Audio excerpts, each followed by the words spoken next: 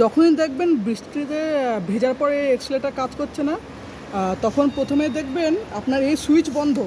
ধরুন এই সুইচ মানে অফ কন্ডিশন আছে, বন্ধ আছে, তাও দেখবেন এই ব্যাকলাইট নিজে থেকে জ্বলে আছে নাকি। যদি এভাবে জ্বলে থাকে তখন হচ্ছে প্রথমে এই যে র্যাপিংটা আছে এই র্যাপিংটা খুলবেন।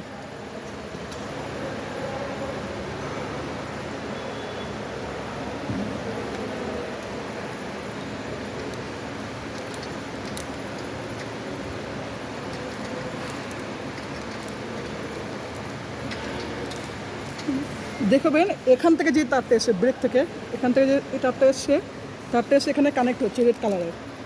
এটা এইভাবে খুলে দেবেন টেনে। মানে খোলার জন্য দেখবেন এখানে একটা অ্যারো আছে, এখানে অ্যারো, সেম অ্যারো এখানেও আছে, ঠিক আছে, সেম এখানেও আছে, এদিকেও রেড কালার।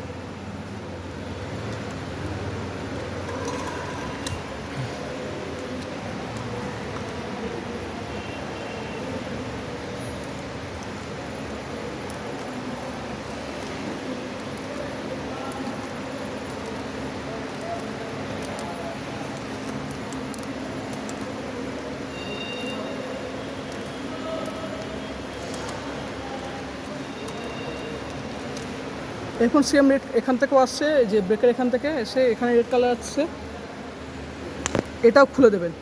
এভাবে খুলে রেখে দেবেন, তারপর জল শুকিয়ে গেলে একটু রোদে রেখে দেবেন। যখন বৃষ্টি কি কমে যাবে, পরের দিন সকালে আবার কোনো শুকনো কাপড় দিয়ে মুছে এই দুটো আবার এই দেখবেন, এখানে দেখবেন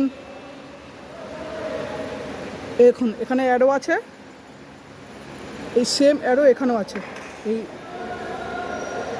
অ্যারো এভাবে ম্যাচ করে লাগিয়ে দেবেন আবার পরের দিন আবার, ঠিক আছে।